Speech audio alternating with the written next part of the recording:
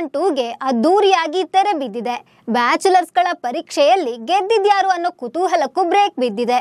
ಭರ್ಜರಿ bachelor season 2ನಲ್ಲಿ Sunil ಹಾಗೂ ಅಮೃತಾ ಜೋಡಿ ಟ್ರೋಫಿಯನ್ನ ತಮ್ಮದಾಗಿಸಿಕೊಂಡಿದ್ದಾರೆ. ಆದ್ರೀಗ ಗ್ರ್ಯಾಂಡ್ ಫಿನಾಲೆ ಮುಗಿತಾ ಇದ್ದಂತೆ ಕೆಲ ವೀಕ್ಷಕರು ಮಾತ್ರ ಅಸಮಾಧಾನ ಹೊರ ಹಾಕಿದ್ದಾರೆ. ಈ ಶೋನಲ್ಲಿ ಮೋಸ ಆಗಿದೆ, ಚೆನ್ನಾಗಿ ಪರ್ಫಾರ್ಮೆನ್ಸ್ ಕೊಟ್ಟವರಿಗೆ ಮೊದಲ ಸ್ಥಾನ ಕೊಡಬೇಕಿತ್ತು ಅಂತ ಕೆಲವರು ಸೋಷಿಯಲ್ ಮೀಡಿಯಾದಲ್ಲಿ ಕಾಮೆಂಟ್ ಹಾಕ್ತಿದ್ದಾರೆ. ಹಾಗಾದ್ರೆ ನಿಜಕ್ಕೂ ಮೋಸ ಆಯ್ತಾ? ವೀಕ್ಷಕರ ವಾದ ಏನು ಅನ್ನೋದನ್ನ ಹೇಳ್ತೀನಿ. ನಾನು ಶ್ವೇತಾ. ನೀವು ಸುದ್ದಿ ಅನ್ನದ ಸಬ್ಸ್ಕ್ರೈಬರ್ ಆಗೋದಕ್ಕೆ ಮರಿಬೇಡಿ.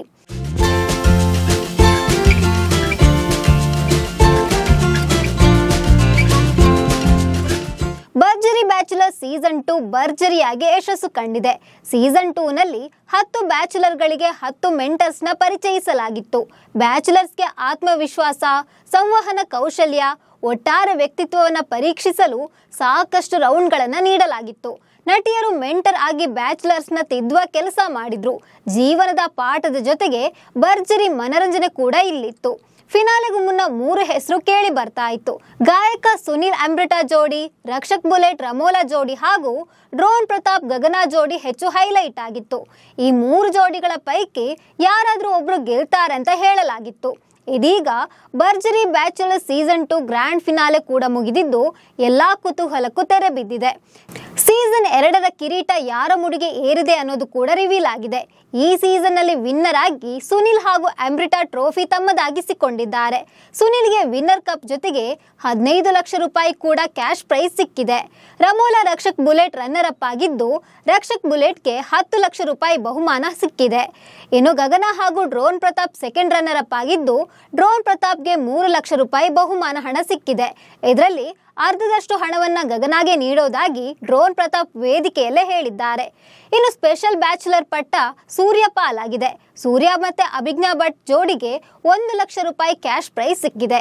ಇದೀಗ ಗೆದ್ದವರಿಗೆ ಶುಭಾಶಯಗಳ ಮಹಾಪೂರವೇ ಹರಿದು ಬರ್ತಿದೆ. ಆದ್ರೆ ಕೆಲವರು ಮಾತ್ರ ಈ ತೀರ್ಪಿನ ಬಗ್ಗೆ ಅಸಮಾಧಾನ ಹೊರ ಹಾಕಿದ್ದಾರೆ.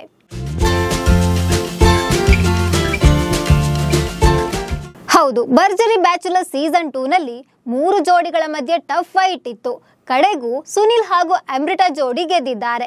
ಆದ್ರೀಗ ಕೆಲವರು ಡ್ರೋನ್ ಪ್ರತಾಪ್ಗೆ ಮೊದಲ ಸ್ಥಾನ ಸಿಗಬೇಕಿತ್ತು ಅಂತ ಹೇಳ್ತಿದ್ರೆ, ಇನ್ನು ಕೆಲವರು ಡ್ರೋನ್ ಪ್ರತಾಪ್ನ ರನ್ನರ್ ಅಪ್ ಮಾಡಿ ರಕ್ಷಕ್ಕೆ ಸೆಕೆಂಡ್ ರನ್ನರ್ ಅಪ್ ಸ್ಥಾನ ಕೊಡಬೇಕಿತ್ತು ಅಂತ ಸೋಷಿಯಲ್ ಮೀಡಿಯಾದಲ್ಲಿ ಕಾಮೆಂಟ್ ಹಾಕ್ತಿದ್ದಾರೆ.